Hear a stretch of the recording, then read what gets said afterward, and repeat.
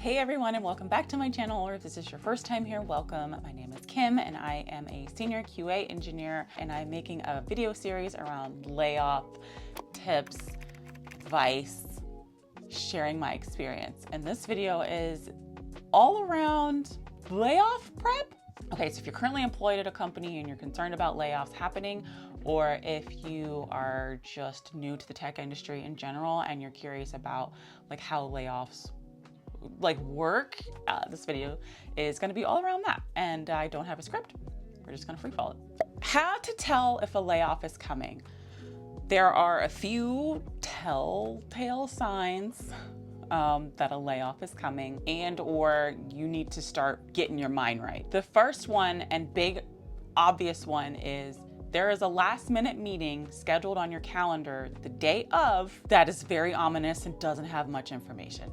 So these meetings can come in a variation of forms. These are all the ways that I've had these meetings happen. It can come as a big meeting with a bunch of people in it. So it looks like, it's a big company-wide meeting, and it'll be like company update as the subject or something. Another thing that'll happen is there'll be two separate meetings happening at the same time. So there's a few ways companies do layoffs, especially if the layoffs aren't laying off an entire company. There'll be two different meetings at the same time, as to not throw any suspicion about what the meeting's about or who's and what. There'll be one meeting with the people who are getting laid off, and there'll be another meeting with the people who are not being laid off and they're being told we're doing layoffs. And the people in this meeting, all they know is I have a meeting. And the people in this meeting are like, all I know is I have a meeting. So when you see the last minute meeting and you guys are talking together, you'll be like, oh, hey, do you have a meeting on your calendar? And then you'll both be like, yeah, but you might be in two different meetings and you don't know which one is for, which is really unfortunate. I understand why they do it, but yeah. It can come as it's just a meeting with HR. I actually haven't had that one happen before, but I have heard of that one happening. Another way it can happen is you get a meeting from a skip level manager that you don't really meet with very often. And your skip level manager is skipping a level, so it's your manager's manager. My most recent layoff, I got one of these where it was a meeting and it was happening in 15 minutes. And it was a 10-minute meeting, and it said, quick chat. I already knew what it was. I don't meet with the engineering director ever. We don't talk like that. So I knew immediately, last minute meeting, it's pretty short. We need to do a quick chit chat. I'm getting laid off. And so I already knew going into it what it was going to be about. Those are the things that to look out for. If you see any of those meetings on your calendar, start getting your mind right. Another curveball that can get thrown at you, which is kind of hard to prepare for, is using larger company meetings to announce layoffs. This has actually happened to me twice, where it's a regularly scheduled company meeting, and in the meeting they announce layoffs. There's no way to prepare for that. You don't know it's coming. But another way you can kind of sense a layoff is coming is work starts to slow down. And that's how, at a previous company, some of us were talking amongst ourselves we feel a layoff is coming because work is really slow. When there are no updates on projects and you ask for updates and there are none, when there's no roadmap being built out, or the roadmap kind of slows down, or if things get really slow and you stop having stuff to work on and none of your managers are saying anything, start getting your mind right. A layoff might be coming if work starts to slow down. Those are some things to kind of look out for when it comes to how do you sense a layoff is coming. Other things to kind of keep in the back of your head that a layoff could be coming is if your company gets acquired by another company. A lot of times when companies get acquired, there's a change of the guard of leadership, and they want to bring in their own people, or they want to reduce headcount to cut costs or whatever. So this doesn't always happen, but something to keep in mind. And then the last one is a toss-up, and that is it's the end of the fiscal year. And sometimes end of calendar year. So some industries at the end of the calendar year, they start to let some people go. So December, which is a terrible time to do it right before the holidays. Fiscal years don't make sense to me. I wish they lined up with regular calendar years, but whatever. So end of fiscal year, sometimes companies will do layoffs as they start to do new yearly budgets and all that. So how to kind of tell if a layoff is coming. Things to help prepare work-wise so you're not completely caught off guard when a layoff does happen. Back up your stuff. I mentioned this in a previous video. You're not gonna don't copy code bases and things that violate NDA and terms of agreement, but if you have personal projects that aren't directly tied to the actual work that you're doing. So maybe you have like some career, like process improvement ideas, or like maybe some like career development stuff. Back that stuff up like somewhere that doesn't require your company computer or your company login, because there are two types of layoffs that are happen. The one where you have time to prepare your stuff before you leave, so you have like a few days or a few weeks or a few months, and the ones that happen immediately. And the ones that happen immediately, you are out of gas if you didn't back up anything along the way. So if you stay ready, you don't have to get ready. So this is why you want to back up things that you want to make sure that you keep with you throughout your career. Back them up somewhere where you have access that doesn't require company login. Keep your resume up to date. Keep your LinkedIn profile up to date.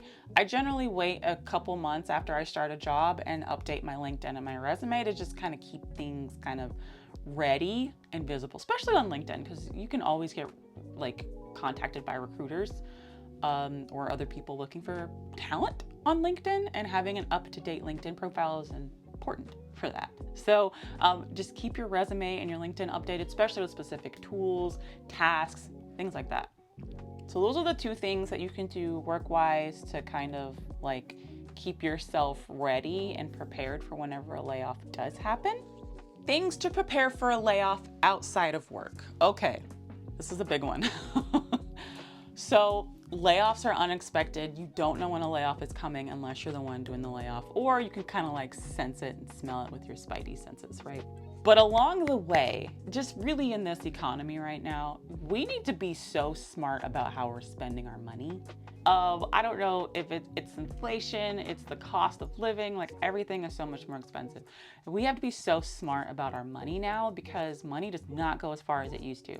So if you currently have a job and you're concerned about layoffs, you need to start cutting and reducing your expenses. You need to cut out food delivery. Oh my gosh, I was just talking to my husband last week. We ordered 20 wings from Wingstop. I love Wingstop. They're so good. Ordered 20 wings. It was $47. And it was just the wings. That's over $2 a wing. So expensive. What? So like food delivery, cut it out. If you want to do food delivery, get yourself a budget. Set a budget, a monthly, weekly, whatever, and like limit yourself to that budget. You need to reduce your expenses. You need to start sharing logins. You need to find a Plex server to watch movies and TV shows.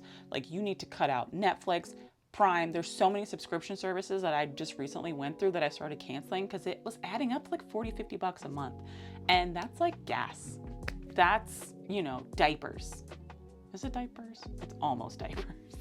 But like those things add up. And if you're trying to prepare, make sure you have enough money stashed away to prepare for a layoff. Because to prepare for a layoff financially, especially if you are like a sole provider or you are a dual income household, not bringing in that money guaranteed every 2 weeks or every month is really terrifying, especially if you have a family.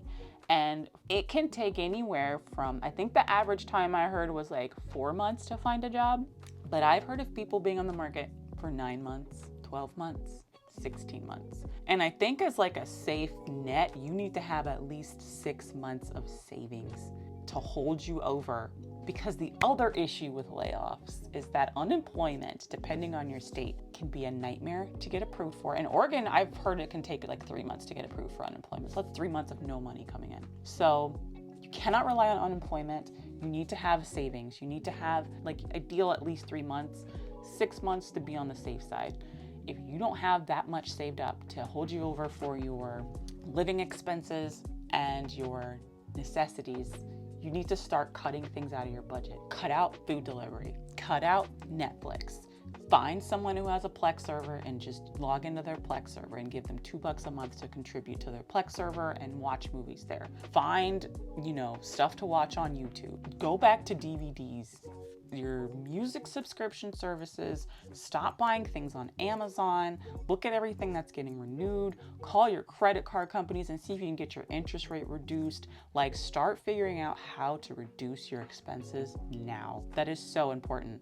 Put yourself on a budget. If you have kids and you put them in childcare, you need to be thinking about, how am I going to pay for childcare while I'm looking for a job if I get laid off? If you don't have a family that can help with watching your kids during the day, you still need your kids in childcare to do interviews.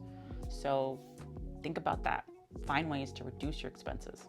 And then setting a budget, of course, setting a budget for how much money you spend on food, finding different ways to get clever about shopping for groceries, using coupons, using like double points days. I use the Safeway and the Fred Meyer stores to do a lot of shopping. I also shop at Trader Joe's, but I like Fred Meyer and Safeway because they do a lot of sales, and then they do a lot of coupons in the app. And I'll wait till there's like double point days or triple point days and go shopping on those days, and then I'll end up getting like $1 off in gas. And this might be like, you know, extreme couponing, coupon clipping, but like all those savings add up to make sure that we're not overextending ourselves, and we are being mindful of the fact that like I don't have income coming in right now. So I filed for unemployment a month ago and it is still processing. Got to be smart about your money and your budget. Live within your means and don't overextend yourself. We're not traveling really. We're not going on vacations. We're not, you know, buying all these crazy things we really want to buy. I'm not buying as much Lily Pulitzer as I'd want to. These were things that we were already doing before I got laid off, but things to keep in your mind that like you need to start living below your means. Maybe you trade in your car and get a cheaper car so your car payment's cheaper to kind of reduce your expenses and or bring in income would be a great way to kind of prepare yourself financially for a layoff. I mean, this is gonna be a weird one to say, but it helps to be in a committed relationship and a marriage to get through. So we are okay because we are married and I have my husband's income. So if I don't have income coming in, we're okay. But if I were single, it probably would be a little scary. If I were a single parent, it would probably be really terrifying. And I want to also just say, like, I'm not saying you need to go out and get a partner or you need to go out and get married, right, to prepare for a layoff, but there is something to be said about not doing it alone and having a spouse that you both have a dual income household. So if one person's not working, the whole house isn't suffering. Maybe you get roommates for a little while to save up some money. Maybe you go live with family. I've seen a lot more people living with their family to save money. My neighbor's son just moved back in with her. He's probably like late 20s at least. And there are 2 other families in this neighborhood that have 3 actually, that have their grown adult sons in their 30s, early 40s living with them to save money. So I don't think there's any shame in that at all. If that's something you need to do to kind of help prepare yourself and save money and live below your means, I encourage people to do that.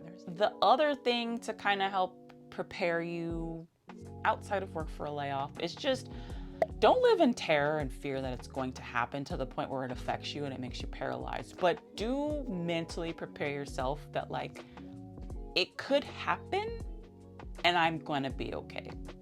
And the only reason why I say that is because layoffs are very shocking and they can be very gut punching and gut wrenching, whatever the word is. But if you're educating yourself, you're preparing yourself, you are saying, all right, I am prepared if a layoff does happen, emotionally and financially, then if a layoff does happen, it won't be as paralyzing, I guess. Those are all my quick tips on preparing for a layoff. If you have any tips to share, please leave them in the comments. If you have anything that's worked well for you to help you prepare for a layoff, definitely share it with the class. I think everyone would love to hear anyone else's insight. The biggest takeaways are making sure that you got your stuff backed up. If you need to have your stuff backed up, that doesn't violate company policy.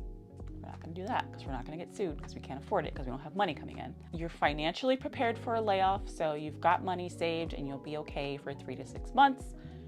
3 months minimum, 6 months is ideal. And you're sound up here. You're sound, so when it does happen, you can find a way to make peace with it. Peace as in like acceptance, not necessarily like you're cool with it, but like acceptance, and it, you'll be all right. And your resume is up to date. Quick video. I hope you enjoyed this video. If you did, please give it a thumbs up. That lets YouTube know that you got something out of this video, and it will keep recommending these videos to you in the future. And if you want to check out any more videos, feel free to check out any of the videos that are coming up next, like this one right here.